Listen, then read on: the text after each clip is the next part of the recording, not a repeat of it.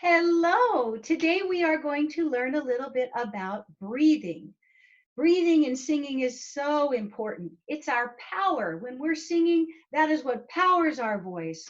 And we want to train our breathing muscles to work for us the best, the most efficient way possible. So first, I am going to show you a picture of our rib cage and a muscle called our diaphragm, which is under our rib cage. And it also has the lungs in there, of course, the two sacs that we breathe into.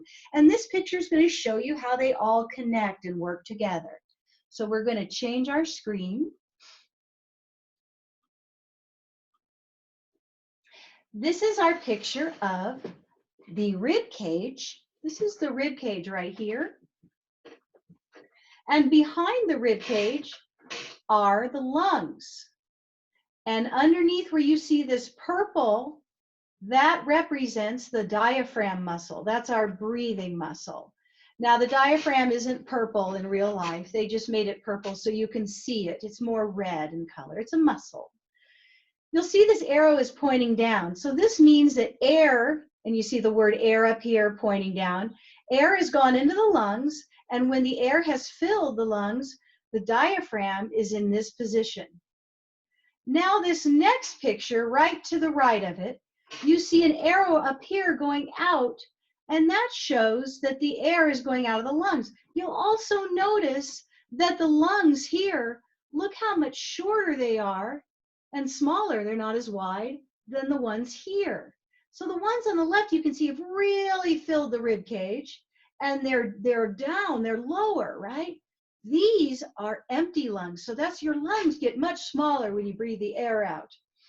And look at the diaphragm. Look at our diaphragm, how different it is from the one on the left. So when the air goes out of the lungs, this is the natural position of our diaphragm muscle. And you have this arrow pointing up like the one up here showing. Now, when we're singing, when we breathe in, we want to look like this. And when we breathe out, we actually want to try to not go into this position. We want to try to keep the diaphragm more in this position, even though the lungs are going to end up getting shorter and smaller. We still want to keep this pressed down. So they'll end up being a bit of a gap in between here. So let me show you what I mean with my breath exercises. The first thing, let me move my bench here. The first thing I want to do when I'm going to do my breath exercises is I just want to make sure my body's relaxed. So I will do something with my shoulders because I hold, I don't know about you, but I hold tension in my shoulders and my neck. So I will do circles and I try to make them real circles. And then I switch directions. Now this is something you can take a lot more time with. Now I'm going back again. It's just whatever feels good for you. And then my head, I'll go from side to the front to the side and back to the front to the side and just try to loosen that out. And then I'll also like to stretch my side here and just feel a nice stretch. And I like to breathe into my stretch. So when I stretch, I breathe into where I'm just feeling a stretch.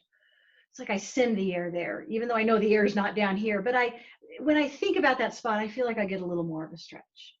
Now, I just did a very fast version of that. You at home, when you're doing your practice, you take your time. If you want to do 20 of these, you go right ahead. You do whatever you need. I also, before I sing, I like to make sure my jaw is nice and relaxed. So I just gently place my hands on my face.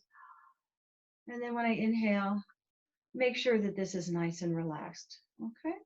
So my rib cage is here. My lungs are behind. My diaphragm, it's hard to see because I have my blouse on here, but I'm drawing the line where my rib cage goes in that shape, and the diaphragm is right under here. So I'm going to breathe in, and what I'd like you to do is breathe with me. And I like to put the backs of my hands. I feel like when I do the fronts, it kind of pulls my arms back too far, but I want to just keep my shoulders nice and relaxed.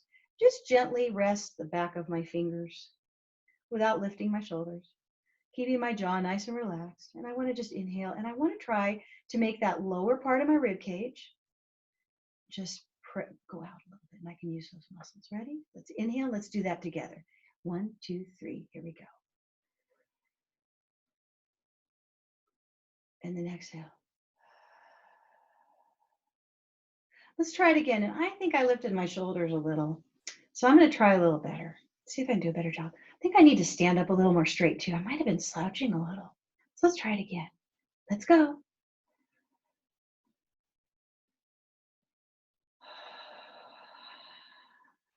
Another thing you can do just to feel where your diaphragm is, kind of where it's working. Although it goes all the way under, we can really feel it when we touch the front of our belly and we go like a caveman. Huh, huh, huh. Why don't you try that? Here we go. Huh, huh, huh. You can really feel how those muscles move. So these are the muscles that we use when we're singing. And what we're doing with these exercises is beginning to train those muscles to work for us so that we can sing as efficiently as possible, to use the muscles the best way possible. So there's one exercise I'd like to teach you. And I want to show you the rib cage again one more time to show you one aspect of that. Do you notice how these are attached? The ribs up here are all attached. These don't move. These are solid. And behind here, you've got your heart and, of course, your lungs. This is really protecting some very important area. Now, down here, you'll notice it opens up. These ribs here are not attached to each other. These are the ribs that we widen, that we expand, what we call expand, to get wider. These are called your floating ribs. And those are the ones when I put my hands on my side and the back of my fingers, and I'm saying I want you to feel them kind of move out.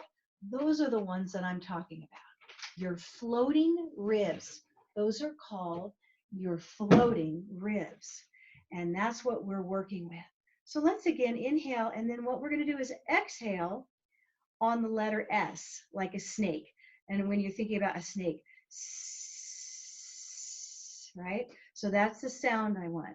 Now, if it's easier for you to do an SH, you can do that. It uses more air, but you can have that as an option. But I'm personally going to do the Fs, but you can do the other one if you prefer.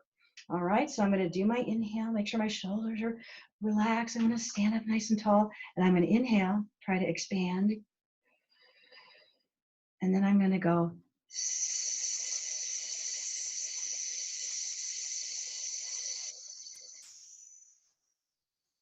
And I go as long as I possibly can.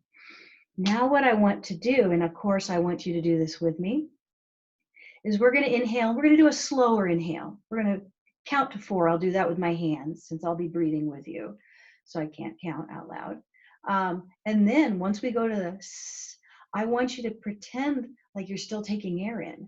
I want you to feel like you're expanding that rib cage. That'll help keep that diaphragm down a little bit as you're exhaling. So let's inhale on, and we're going to inhale on 4. Here we go. And exhale on this and press down and out.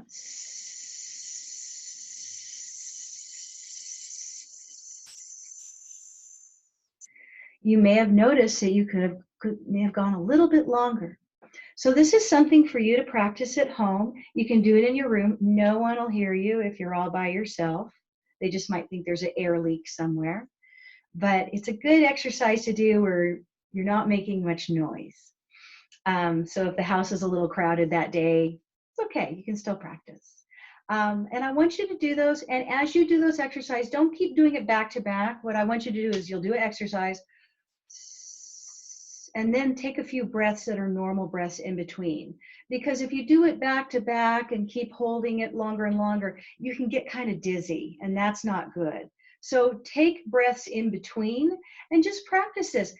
And get your iPhone or a timer or a clock with a second hand, whatever you have, and time it.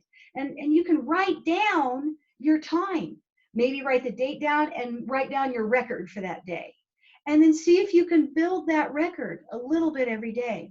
I will see you soon in classroom. If you have any questions with this, please ask me when I see you, and have a wonderful day.